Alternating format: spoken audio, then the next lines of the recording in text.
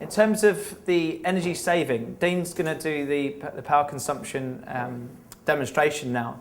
I just want to show you the differences between the technologies that we have as unique selling point, which is our intelligent sensor, but also through our smart energy saving plus technology, we're able to reduce the power consumption significantly, but not reduce picture quality, which is key. Some of our competitors do have backlight technologies which do bring down the power consumption, but affect picture quality. Our intelligent sensor is not about affecting picture quality, it's about optimizing it for that particular environment. So if Dean, you can just switch on the power consumption meter of the LED TV. I don't know if everyone can see that. Yeah? It's currently showing 145 watts. So these are the different settings that we offer on the TV. We have vivid, minimum, medium, maximum, and video mute. So Dean, if you just put it on vivid, this is almost, when you look at going to an electronics store, the majority of the TVs will always be on vivid because they're in bright lights. There we go, it's on vivid mode there, and we're currently drawing 146 watts of power.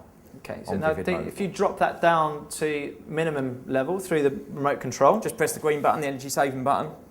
Up comes your energy saving menu. If I switch to minimum, the screen darkens slightly. We're down now to, depending on the picture, about varying between 110 and 120 watts on there. This is ideal in a room where it's not as bright, but you're watching things like dramas, documentaries that are still a bright sort of program on there. So it's fair to say that if you had this TV placed in a conservatory, you'd probably have it on vivid because of the brightness of that particular room. But not everyone's going to put the TV in a conservatory. So you should be looking at more down this range depending on the lightness level of your room set. So if you now drop it down one more level, Dean. Go to medium mode. You can now see it down to 85. Was it 110 before? Started off 145, moved it down to 110. We're now at 85 watts on there. If you drop that one more level to maximum. Now this last setting is ideal for things like movies and films because any backlight that is there that normally leaks through is now being reduced down. All doing around 50 watts, and we started off with 145 watts of power. And there's probably a lot of you that have a TV with a USB interface that play content through the TV, also don't need the actual picture quality to be on all the time. We offer a technology called video mute, which basically does exactly what it says on the tin. So if I'm watching or listening to digital radio stations through Sky where the logo just sits there, if I select video mute, it says screen off, and it is literally as it says, after 3 seconds, the screen is off, but you're still getting your sound coming through.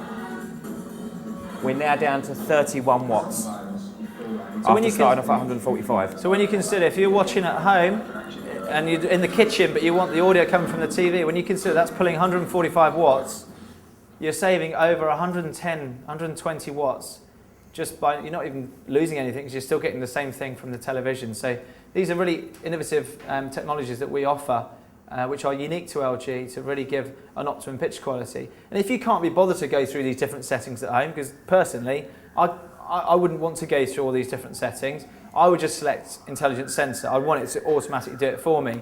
So Dean, if you just cover off the intelligent sensor. Got the intelligent sensor set in there. If we just go to intelligent sensor, we've seen that picture's darkened, and it's automatically working it out by itself. Now if I cover over the sensor, which if I remember where it is on this one, I think is there. That could be in the wrong position. It's so new, you don't even know where it is. It's so new, they've moved the sensor for me. There we go. You can see it's automatically assuming there's no light in the room and bringing the backlight and the colours and the contrast down. We've brought it down to 50 watts. It's assuming it's a dark room.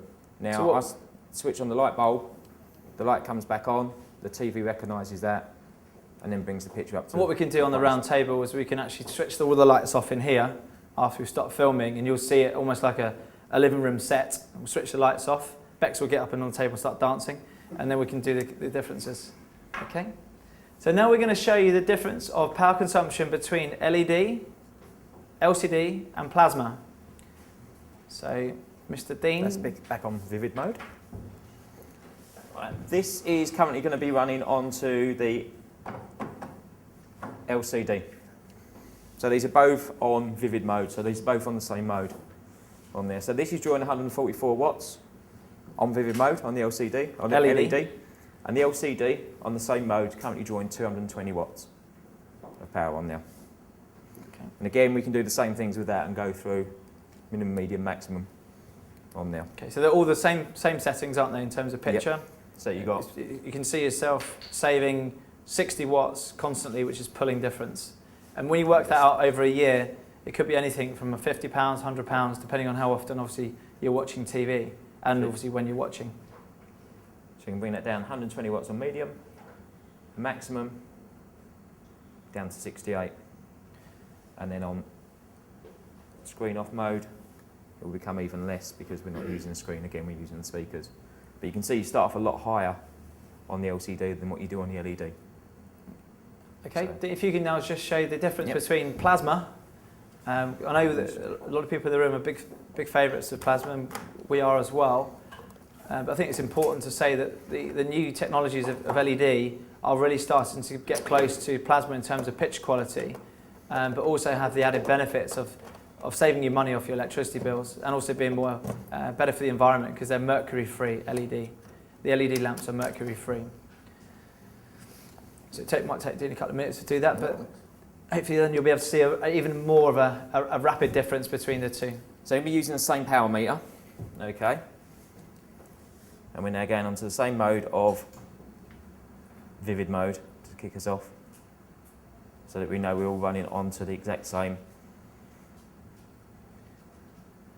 thing. So we're on vivid mode there.